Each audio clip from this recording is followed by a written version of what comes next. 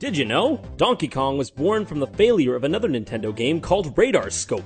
Radar Scope was a success in Japan, but the sales of Radar Scope arcade machines fell short of expectations in North America. Nintendo had the idea of making a new game that would run on the same hardware as the Radar Scope arcade machines. This would mean that they could reuse the unsold Radar Scope machines and recuperate any financial loss. The new game was Donkey Kong, but not as we know it today. At the time, Nintendo were trying to acquire a license to make a game based on Popeye. The game would have functioned the same, but with Popeye, Olive Oyl, and Bluto instead of Jumpman, Pauline, and Donkey Kong. Although the Popeye deal fell through, and the game became what we know it as today. The president of Nintendo at the time, Hiroshi Yamauchi, thought the game should have an English title to better target the North American market. It then was decided to name the game after the game's ape. With this in mind, the game's director, Shigeru Miyamoto, tried to give the ape a name that an American audience would understand. Miyamoto chose the name Donkey Kong, thinking it would translate as something similar to Big, Stupid Ape. Everyone at Nintendo laughed when he suggested the name, but it ultimately stuck. Pauline was originally called Lady. It's thought that her name comes from Polly James, wife of Nintendo's Redmond, Washington warehouse manager, Don James. And Jumpman was later renamed Mario after Nintendo's warehouse landlord, Mario Segale. The Donkey Kong name later caused trouble for Nintendo. The success of the game actually caught the attention of movie production company Universal. Universal believed they owned the rights to the name King Kong and that Donkey Kong was infringing on their copyright. Universal sued Nintendo on June 29, 1982, but the lawsuit took an unexpected turn. Nintendo's attorney, John Kirby, managed to prove King Kong's scenario and characters were public domain. As Universal had stated, they were public domain in a previous case. Nintendo won, and Universal had to pay for all damages and fees. Nintendo actually thanked John Kirby by giving him a $30,000 sailboat named Donkey Kong, and the exclusive rights to use of the name Donkey Kong as a name for sailboats. John Kirby's name also influenced the naming of one of Nintendo's other popular characters, the one and only Kirby. Donkey Kong was ported to dozens of different consoles. One of the consoles was the 8-bit Atari 400. This version of Donkey Kong had a fairly interesting secret. Programmer Landon Dyer added an Easter egg, where his initials would appear if the player managed to get a new high score starting with either 37,000, 73,000, or 77,000, then lost all the remaining lives, with the last life being lost by falling. Then, if the player set the game difficulty to 4 and waited for the game to cycle through the demo screen, the title would appear with the initials LMD at the bottom. It's an almost pointless Easter egg, but what's interesting is that it took 26 years to be discovered by fans.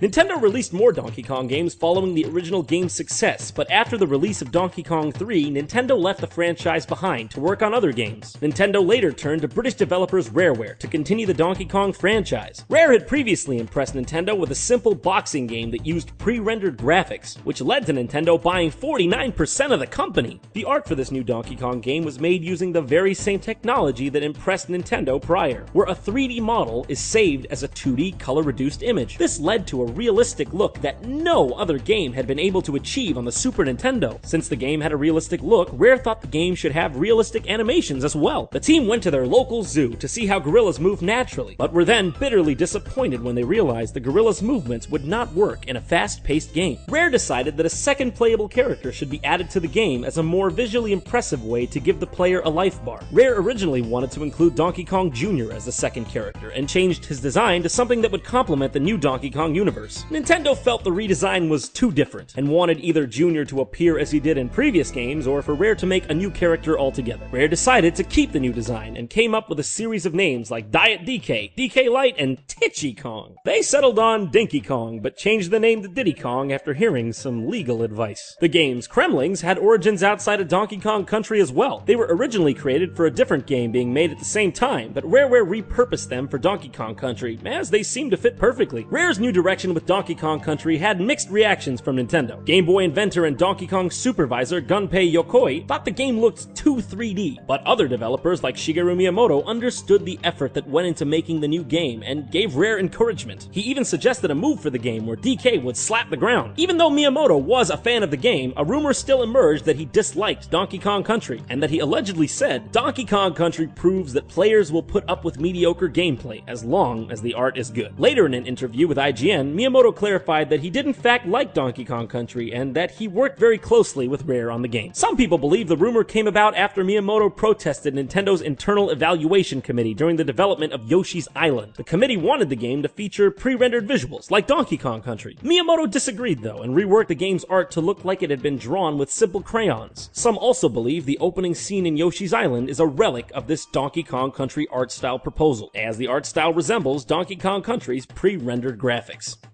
That's all for today, but don't you forget to subscribe to us on YouTube and follow us on Facebook and Twitter. Make sure you also check out DidYouKnowGaming.com, where we post gaming trivia every single day. If you like this video, check out our other videos. And you can also click that to see some of my videos. I'm JonTron.